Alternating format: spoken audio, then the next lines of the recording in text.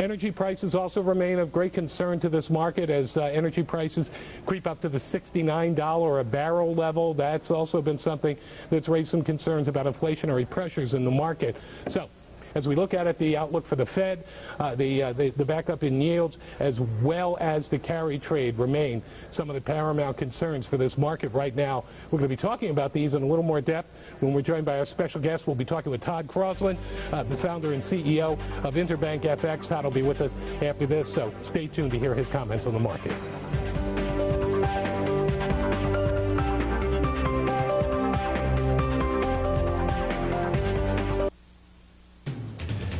Good morning and welcome back to Foreign Exchange. I'm Bob O'Brien. Here's a glance at where currencies are trading around the globe.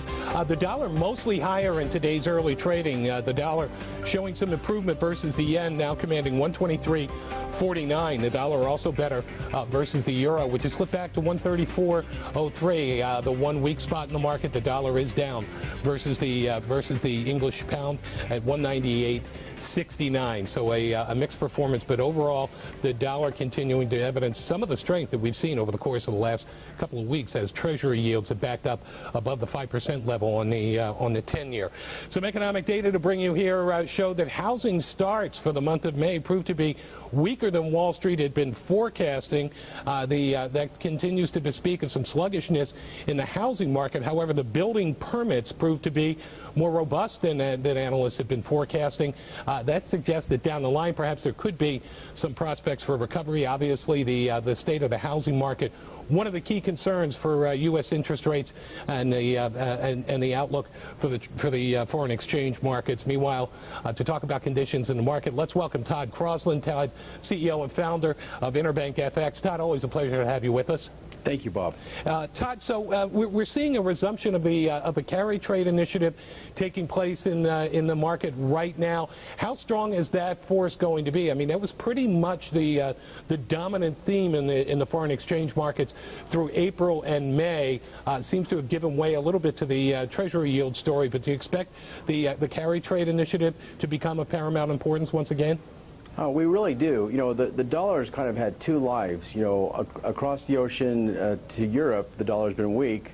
You go the opposite direction to Japan, and the dollar's been very strong.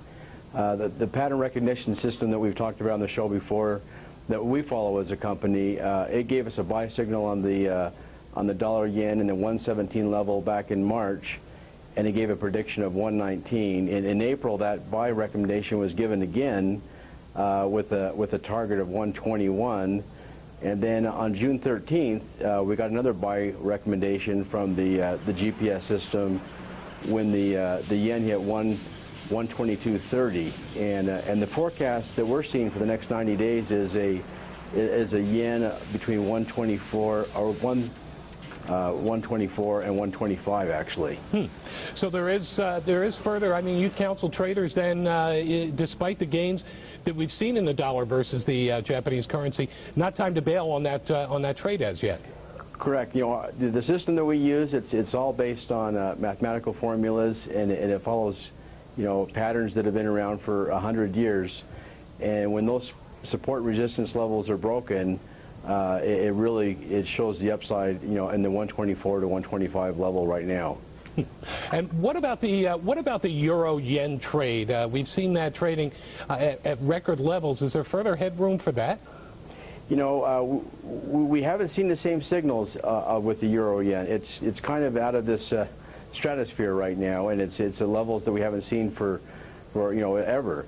And so it seems to think that it's topping out, but then it just seems to keep going because of this huge interest rate differential, and especially with the Bank of Japan and the recent consensus with the Board of Governors last Friday that they were going to hold pat on interest rates. So it doesn't appear that Japan, as far as their monetary policy, are interested in raising their rates anytime soon. And the China initiative, that doesn't seem to be, you know, sort of effectively bailing out the yen the way it might have in the first quarter of this year. If there is any further move, I mean, I know there was some talk about some protectionist initiatives coming out of the U.S. legislature earlier this month. If there is some kind of a move to try and get the Chinese government to float their currency a little more freely, would that have a big impact on how the yen is going to trade?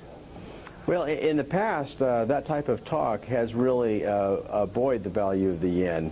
But when the IMF came out and they basically are putting the Chinese currency on watch for manipulation by the government, the yen didn't really budge. So it appears that it's trading on its own, separately from what the Chinese government might be doing.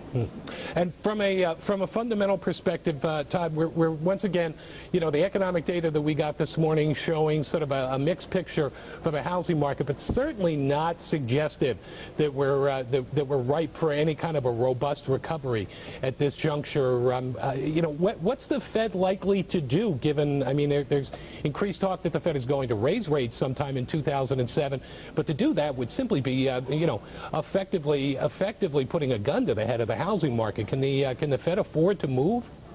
Yeah, they're really straddling a sensitive area right here. With GDP for the year projected in the 1.8 range, there's really not a lot of impetus that the economy is going to go too fast that they have to raise rates. Neither is there a lot of impetus to go the other direction to cut rates. So it's slightly biased to a rate rise by the end of the year, but they're probably just it's a fine line whether they're going to go either direction right now. And what about this move up in Treasury yields that we've seen over the course of the last week or two? Was that simply sort of a mechanical function that's already run its course, and we've probably seen the best levels on the 10-year, or do you think that was genuinely a referendum on the strength of the U.S. economy and something that could persist for quite some time? Well, it appears that we hit a ceiling there, just over 5%. So we look for the time being for it to remain in that level that it is right now. So does that also suggest then that the dollar may we were talking about the dollar yen trade, but the dollar has had a little bit of improvement versus the euro.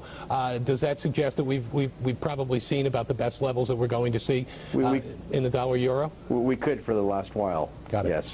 Well, let me extend our thanks to our special guest. We've been talking with Todd Crosland, the founder and CEO of Interbank FX. Todd, always a pleasure to get your perspective on the market. Thank you, Bob. Meanwhile, we want to invite you to sit down with us again tomorrow here on Foreign Exchange. We'll be breaking down market dynamics and talking about some of the economic data that's going to be driving the forecast. And meanwhile, stay tuned for more programming here on CNBC World.